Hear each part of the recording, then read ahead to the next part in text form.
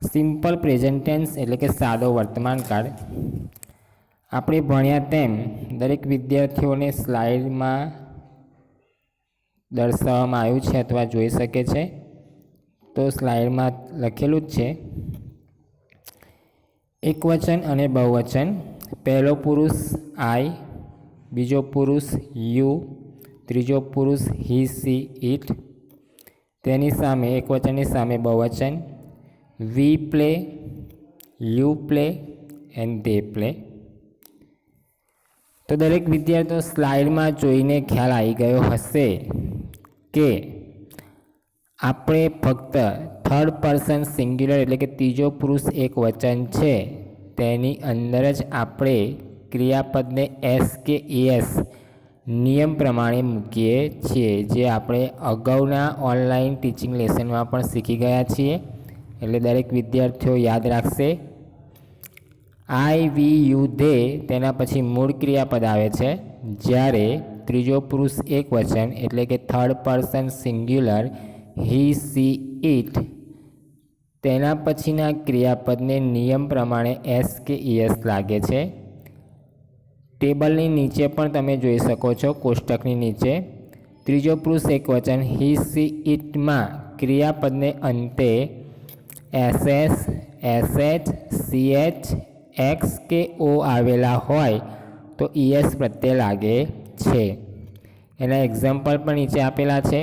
Pass, passes, wash, વોશિસ, ટીચ, teaches, fix, ફિક્સીસ, go, goes અને dark કરેલું પણ છે જેથી તમને ખ્યાલ આવી જશે. તો આપણે નિયમ પ્રમાણે એસ કે ઈએસ મૂકવાનું છે, તે પણ ફક્ત સાદો વર્તમાનકાળ થર્ડ પર્સન સિંગ્યુલર એટલે કે હી સી ઇટ પછીના ક્રિયાપદને નિયમ પ્રમાણે એસ કે ઈએસ મૂકવામાં આવશે. તેના પછી છે એ જ રીતે ક્રિયાપદને અંતે વ્યંજન પ્લસ વાય આવેલો હોય તો વાયની જગ્યાએ આઈઈએસ પ્રત્યય લાગે. તેનું પણ એક્ઝામ્પલ આપેલું છે. Try, tries, fly, flies, cry, cries. તો આપણે ઉપર વાંચ્યું તેમ વાયની આગળ વ્યંજન હોય ત્યારે જ આપણે આઈઈએસ પ્રત્યય લાગે છે. અને નીચે તમે જોશો પણ ક્રિયાપદને અંતે સ્વર પ્લસ વાય આવેલો હોય તો એસ પ્રત્યય લાગે. પ્લે, પ્લેઝ, બાય, બાઈઝ, સે, સેઝ. તો નીચે તમે જોશો તો વાય તો છે પણ વાયની આગળ સ્વર હોવાથી આપણે આઈઈએસ મૂકવાનું નથી, ફક્ત એસ પ્રત્યય લાગશે, જે વિદ્યાર્થીઓએ ખાસ ધ્યાનમાં લેવાનું છે. એટલે દરેક વિદ્યાર્થીઓએ આ નિયમનું ખાસ પાલન કરવાનું છે અને નિયમ પ્રમાણે જ ક્રિયાપદને એસ કે ઈએસ પ્રત્યે મૂકવાનો છે. અને એ પણ ફક્ત ત્રીજો પુરુષ એક વચન હી સી ઇટ હોય ત્યારે જ આપણે એસ કે ઈએસ પ્રત્યે મૂકવાનો છે. બાકી આઈ, વી, યુ, ધે આપેલું હોય તેના પછી મૂળ ક્રિયાપદ આવે તેવા ક્રિયાપદની પાછળ આપણે એસ કે ઈએસ પ્રત્યે મૂકવાનો નથી. વધારે સમય ન બગાડતા આપણે એક્સરસાઇઝ પર આવી જઈશું, જેથી કરીને તમને વધારે ખ્યાલ આવે.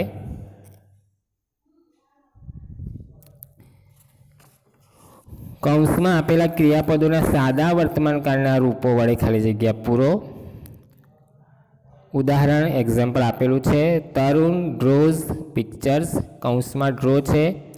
તરુણ ત્રીજો પુરુષ એકવચન હોવાથી ડ્રોમાં એસ પ્રત્યય મૂકવામાં આવ્યો છે, જેનું તમને ખ્યાલ આવી ગયો હશે. પહેલી ખાલી જગ્યા છે મીના ખાલી જગ્યા અ લેટર. તો મીના રાઇટ્સ અ લેટર. રાઇટમાં એસ મુકાશે કારણ કે મીના ત્રીજો પુરુષ એક વચન છે. બીજી ખાલી જગ્યા વી ખાલી જગ્યા ફૂટબોલ. તો વી પછી મૂળ ક્રિયાપદ આવશે.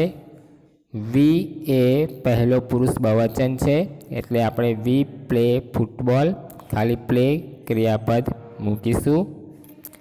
થર્ડ ત્રીજી ખાલી જગ્યા અરુણ એન્ડ અમર ખાલી જગ્યા ઇંગ્લિશ.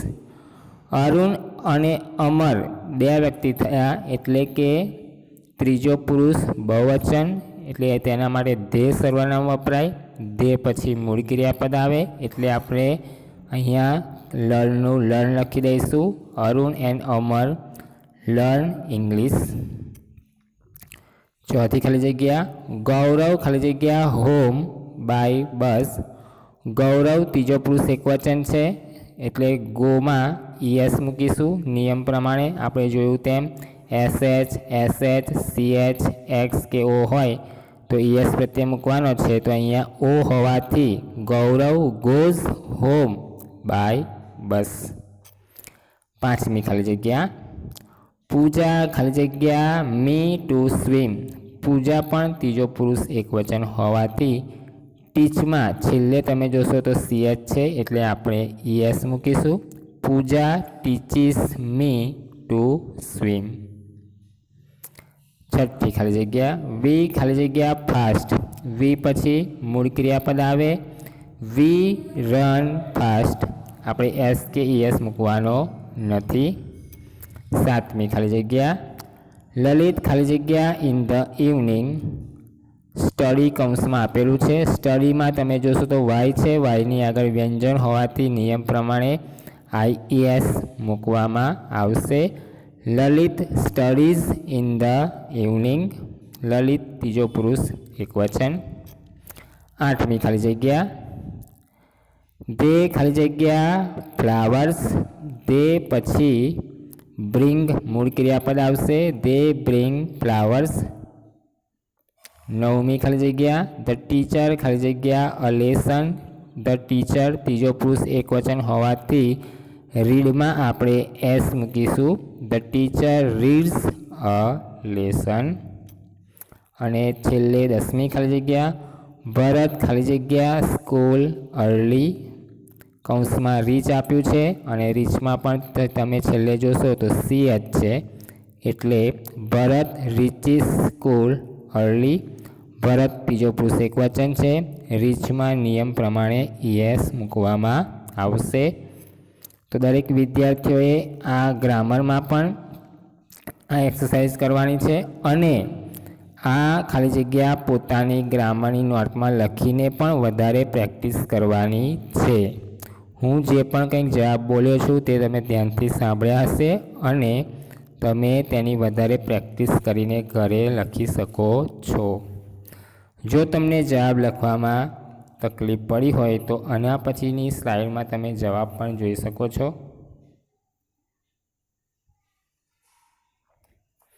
અહીંયા ખાલી જગ્યાના જવાબ આપ્યા છે. નિયમ પ્રમાણે એસ કે ઈએસ કેમનું લાગ્યું છે તે પણ તમે જોઈ શકો છો.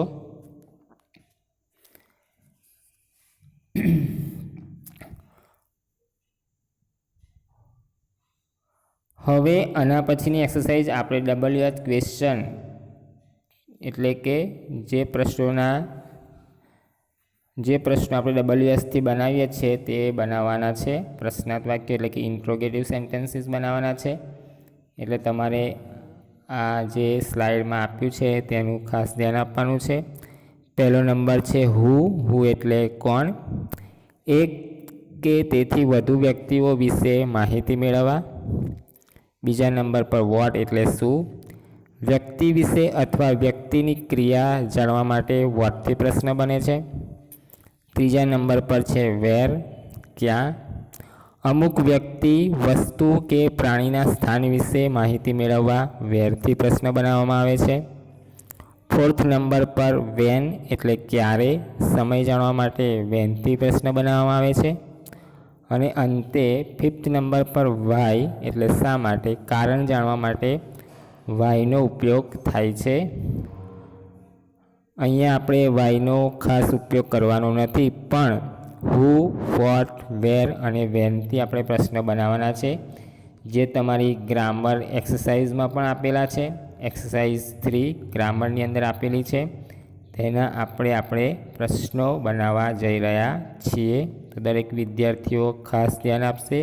હું જે પણ કંઈક બોલું તે પોતાના ઘરે નોટબુકમાં કે ગ્રામરમાં પેન્સિલથી નોંધ કરી શકે છે અને આન્સર લખી શકે છે. ઓકે, તો do not waste our time and go ahead.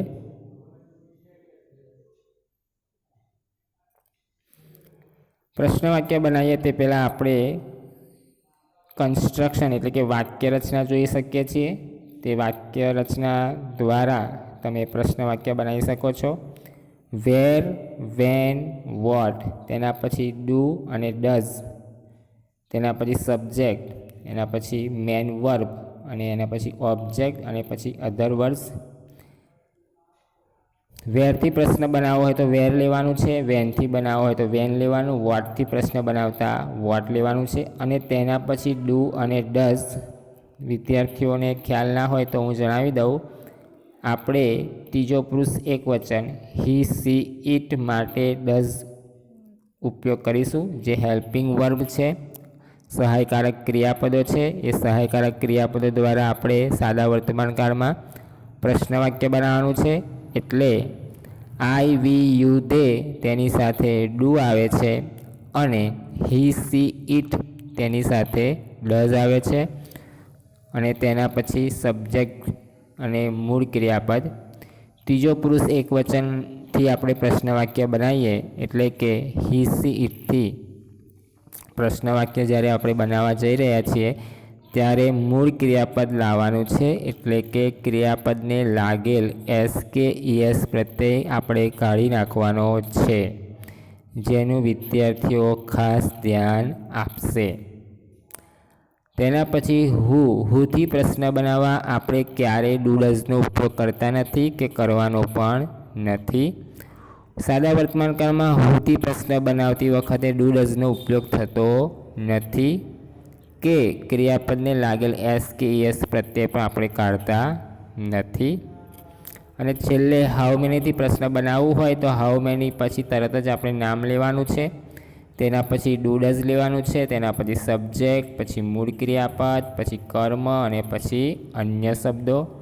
તો દરેક વિદ્યાર્થીઓ આ વાક્ય રચના પણ પોતાની નોટમાં લખશે, જેથી કરીને તમને પ્રશ્ન બનાવવામાં અનુકૂળતા રહે અને તમે વધારે પ્રેક્ટિસ પણ કરી શકો છો. તો આ વાક્ય રચનાને ધ્યાનમાં લઈને આપણે ઇન્ટ્રોગેટિવ એટલે કે પ્રશ્ન વાક્ય બનાવવાના છે. દરેક વિદ્યાર્થીઓ ધ્યાનથી મને સાંભળશે અને ખાસ પોતાની ગ્રામરમાં અને ગ્રામર નોટમાં આ એક્સરસાઇઝ લખવાની છે, જે તમને હું યાદ કરાવી લઉં. વધારે સમય ન બગાડતા આપણે એક્સરસાઇઝ પર આવી જઈશું.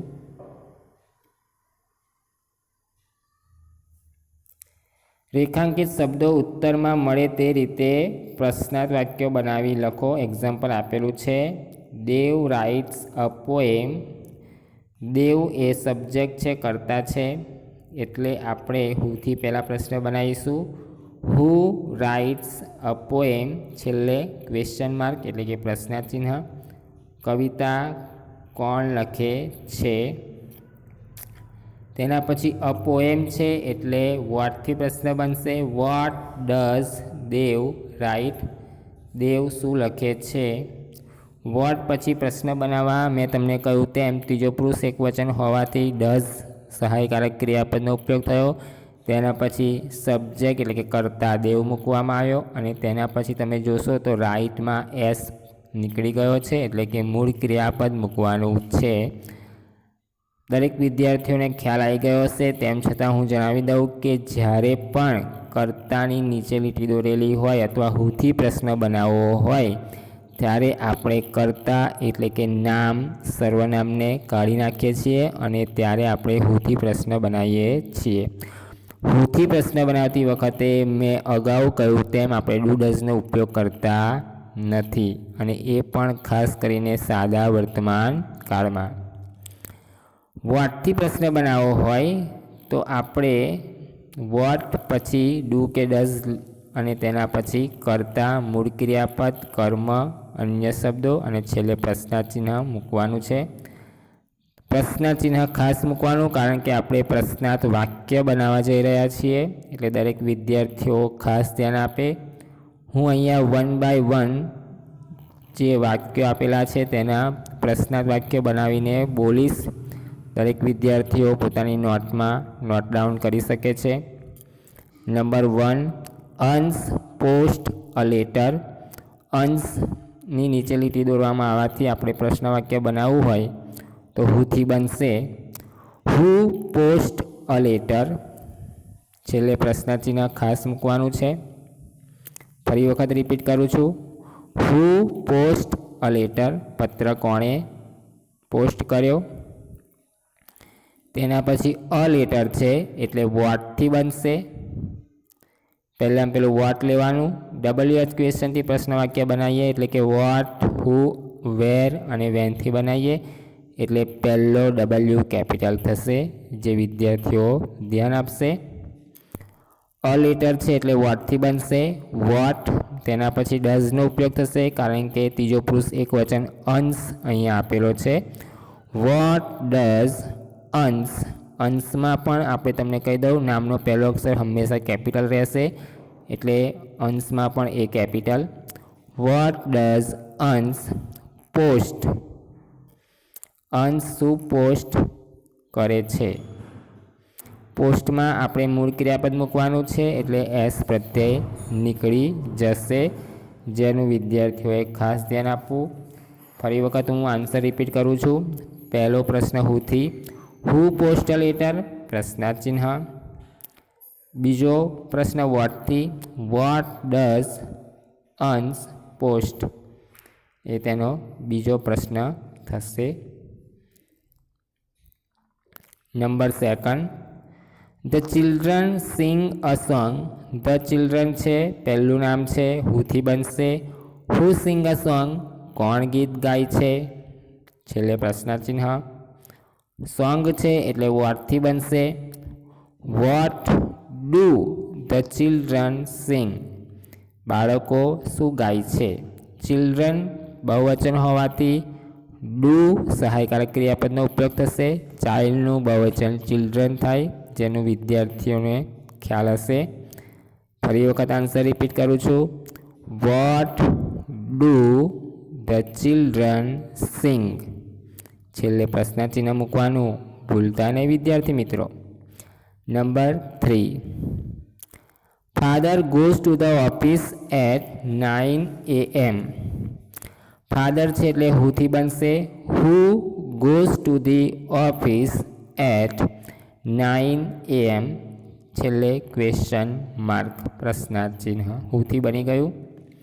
ટુ ધ ઓફિસ છે સ્થળ છે, જગ્યા છે એટલે વેરથી બનાવવાનું છે. વેર શરૂઆતમાં મૂકી દઈશું. Where does father go at 9 AM. 9 વાગે પિતાજી ક્યાં જાય છે. ટુ ધ ઓફિસ જવાબ હોવાથી નીકળી જશે અને વેરથી પ્રશ્ન વાક્ય બનશે. હવે એટ 9 AM છે એટલે વેનથી બનશે. વેન એટલે સમય. When does father go to the office. ત્રીજો પુરુષ એક વચન હોવાથી આપણે ડઝ સહાયકારક ક્રિયાપદનો ઉપયોગ કર્યો એટલે નિયમ પ્રમાણે આપણે પ્રશ્ન વાક્ય બનાવીએ ત્યારે મૂળ ક્રિયાપદ મૂકવાનું છે એટલે ગોની અંદર પણ આપણે ES પ્રત્યય કાઢી નાખીશું, તો જ આપણે તેનો યોગ્ય પ્રશ્નાર્થ વાક્ય બનાવી શકીએ છીએ. 4th number, Sheela puts the vase on the table. હુથી પ્રશ્ન બનશે પહેલાં. Who puts the vase on the table, table પર વાઝ ફૂલદાની કોણ મૂકે છે અથવા કોણે મૂકી. હવે ધ વાઝ છે એટલે વોટથી પ્રશ્ન બનાવીશું. What does Sheela put on the table, table પર શીલા શું મૂકે છે. પુટની અંદર આપણે એસ કાઢી નાખીશું. શીલા ત્રીજો પુરુષ એકવચન હોવાથી ડઝ સહાયકારક ક્રિયાપદનો ઉપયોગ કરીશું, જે તમે એક્ઝામ્પલમાં પણ જોઈ શકો છો. અને છેલ્લે ઓન ધ ટેબલ સ્થળ જગ્યા હોવાથી વેરથી બનાવવાનું છે. Where does Sheela put the vase, Sheela ફૂલદાની ક્યાં મૂકે છે.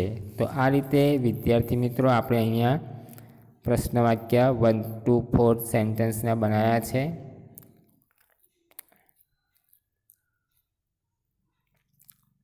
આગળ 5th નંબર પર Meena and Geeta play chess. હુથી બનાવવાનું છે. હુ પ્લે ચેસ, કોણ ચેસ રમે છે. છેલ્લે પ્રશ્ન ચિહ્ન. ચેસ આપેલું છે એટલે વોટથી બનશે. What do Meena and Geeta play. Meena અને ગીતા શું રમે છે. મીના અને ગીતા બે વ્યક્તિ હોવાથી ત્રીજો પુરુષ બહુવચન. What do Meena and Geeta play. Do સહાયકારક ક્રિયાપદનો ઉપયોગ થશે. 6 number Rekha buys a new dress. Rekha એટલે હુથી બનશે. Who buys a new dress, નો ડ્રેસ કોણ ખરીદે છે. અ ન્યૂ ડ્રેસ છે એટલે વોટથી બનશે. વોટ ડઝ રેખા બાય, રેખા શું ખરીદે છે. ત્રીજો પુરુષ એકવચન હોવાથી વોટ પછી આપણે ડઝ સહાયકારક ક્રિયાપદનો ઉપયોગ કરીશું. રેખા લખીશું અને તેના પછી ક્રિયાપદને લાગેલ એસ પ્રત્યય કાઢી નાખીશું અને અંતે પ્રશ્ન ચિહ્ન મૂકવાનું ખાસ. Number 7 we go to the library in the afternoon. હુથી પ્રશ્ન બનશે. Who go to the library in the evening, in the afternoon. The library છે એટલે વેરથી બનશે. Where do we go in the afternoon, આપણે બપોરમાં ક્યાં જઈએ છીએ.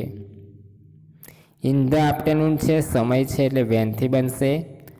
When do we go to the library, આપણે લાઇબ્રેરી ક્યારે જઈએ છીએ. હું બોલ્યો જવાબ એટલે તમને ખ્યાલ આવ્યો હશે કે આપણે સહાયકારક ક્રિયાપદ ડુનો ઉપયોગ કર્યો, કારણ કે અહીંયા વી પહેલો પુરુષ બહુવચન છે એટલે. અને મેં અગાઉ તમને કહ્યું તેમ આપણે ત્રીજો પુરુષ એકવચન હી સી ઇટ હોય ત્યારે જ સહાયકારક ક્રિયાપદ ડઝનો ઉપયોગ કરવાનો છે. બાકી આઈ વી યુ દે હોય ત્યારે ડુ સહાયકારક ક્રિયાપદનો ઉપયોગ કરીશું. Number 8 the dog runs after the cat. The dog remove કરીને આપણે હુ લખીશું. હુ રન્સ આફ્ટર ધ કેટ, બિલાડી પાછળ કોણ દોડે છે. છેલ્લે પ્રશ્ન ચિહ્ન ખાસ મૂકવું અને અંતે 9 the baby drinks milk in the morning. The baby એટલે હુથી બનશે. Who drinks milk in the morning, સવારમાં દૂધ કોણ પીવે છે. મિલ્ક છે એટલે વોટથી બનશે.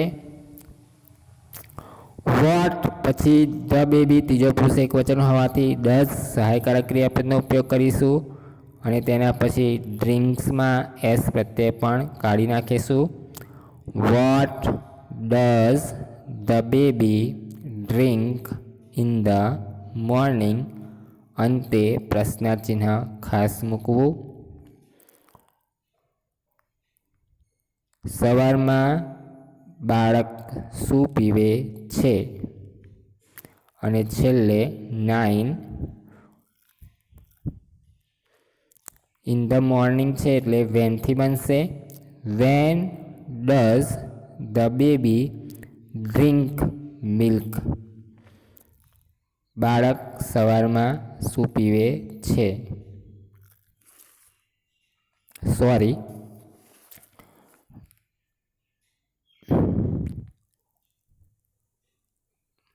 When does the baby drink milk, baby ક્યારે દૂધ પીવે છે. અને છેલ્લે પ્રશ્ન ચિહ્ન ખાસ મૂકવાનું છે. તો વિદ્યાર્થી મિત્રો, આપણે આ રીતે દરેક પ્રશ્નોના જવાબ હું બોલી ગયો છું. આ સિવાય પણ જો તમારા ગ્રામરની એક્સરસાઇઝમાં કોઈ પ્રશ્નો બાકી હોય તો તમે ઘરે બનાવી શકશો અને બનાવજો. એ તમારું હોમવર્ક